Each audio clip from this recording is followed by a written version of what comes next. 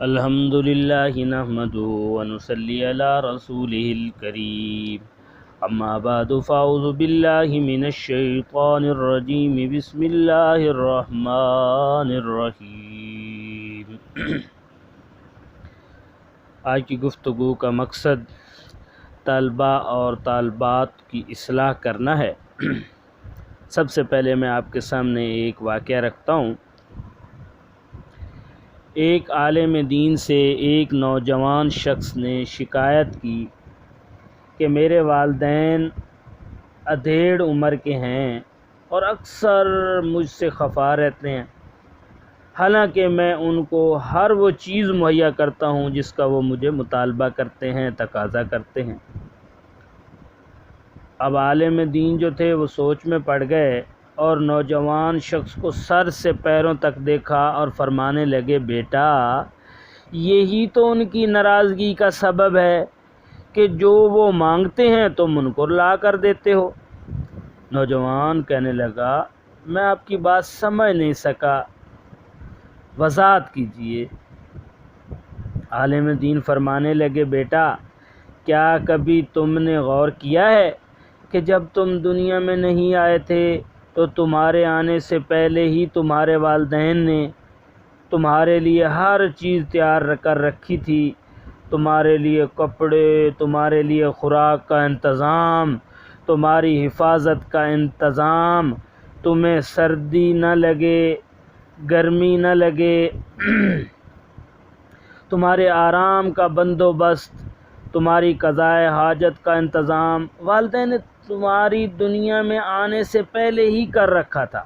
پھر آگے چلو تھوڑا، کیا تمہارے والدین نے کبھی تم سے پوچھا تھا کہ بیٹا تم کو اسکول میں داخل کروں یا نہ، اسی طرح کالج یا یونیورسٹی میں داخلہ دلواؤں یا نہ، بلکہ تمہارے بہتر مستقبل کے لیے اپنی استطاعت کے مطابق ہر چیز کا بندوبست کرتے رہے۔ اسی طرح تمہاری پہلی نوکری کے لیے، تمہارے اسکول کی ٹرانسپورٹ کے لیے، تمہارے یونیفارم کے لیے کبھی تم سے نہیں پوچھا، بلکہ اپنی استطاعت کے مطابق سب کچھ کیا۔ تمہیں تو شاید اس کا بھی احساس نہ ہو کہ جب تم نے جوانی میں قدم رکھا تمہارے والدین نے تمہارے لیے ایک اچھی لڑکی بھی ڈھونڈنی شروع کر دی جو اچھی طرح تمہاری خدمت کر سکے اور تمہارا خیال کر سکے۔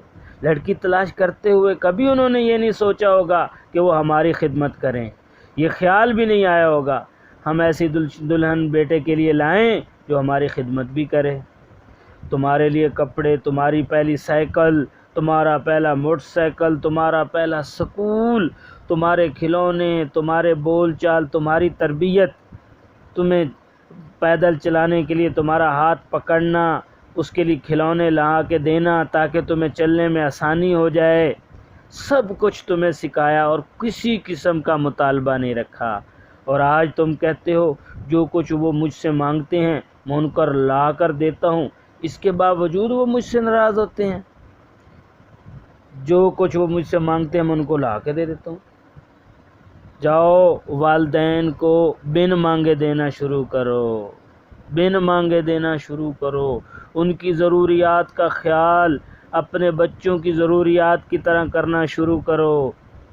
اگر ان کی مالی مدد نہیں کر سکتے تو ان کو اپنا قیمتی وقت ہی دے دو، ان کی خدمت کرو، گھر کی ذمہ داریاں خود لو، جیسے اپنے بچوں کے باپ بنے ہو ویسے اپنے والدین کی نیک اولاد بنو اور ان کے بن مانگے دینا شروع کر دو۔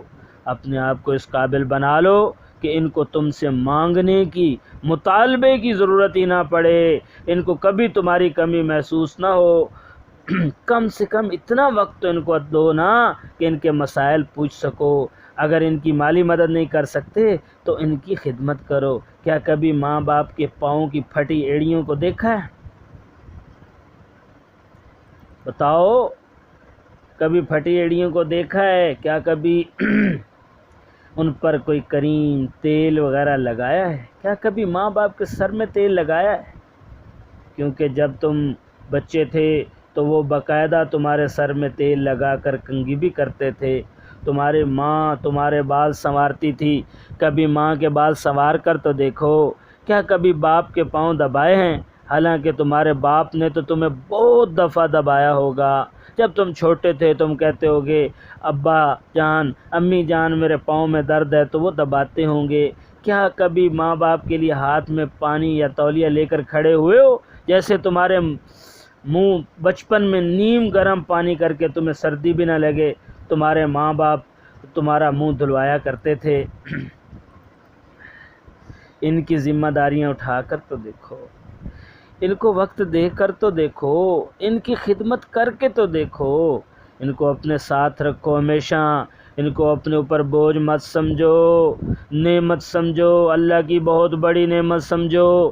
جس طرح انہوں نے تم کو بوجھ نہیں سمجھا، بغیر کسی معاوضہ کے تمہاری دن رات بہتر پرورش کر کے معاشرے کا ایک کامیاب انسان بنانے کے لیے لگے رہے، راتوں کو جاگے دن کو جاگے، تمہاری بیماری وغیرہ ہر چیز کا خیال رکھا، کم سے کم ان کی وہی خدمت کا صلہ سمجھتے ہوئے ان سے حسن و سلوک کا رویہ اختیار کرو، پھر دیکھنا وہ بھی خوش اور اللہ بھی خوش۔ جب ماں باپ خوش ہوتے ہیں تو پھر اللہ خوش ہوتا ہے۔ عالم دین کی یہ بات سن کے نوجوان اشک بار ہو گیا اور باقی کے حاضرین کی آنکھیں بھی بھر آئیں۔ واقعہ یہ حقیقت ہے کہ ایسی نصیحت امیز باتیں جو ہیں وہ انسان کے دل پر اثر کرتی ہیں۔ آج کی گفتگو کا یہی مقصد ہے، بچوں اپنے ماں باپ کی خدمت کر لو۔ اگر دنیا میں جنت چاہتے ہو، دنیا میں ہی سکون چاہتے ہو، ماں باپ کی خدمت کا صلہ اللہ پاک دنیا میں ہی دے دیتا ہے، آخرت میں تو جو ملنا ہے وہ ملنا ہے۔ اگر تم دنیا میں ہی کامیابی چاہتے ہو تو دنیا میں ماں باپ کی خدمت کرو، جتنی خدمت کرو گے اللہ تمہیں اس کا اجر عطا کرے گا۔ وآخر دعوانا ان الحمد للہ رب العالمین۔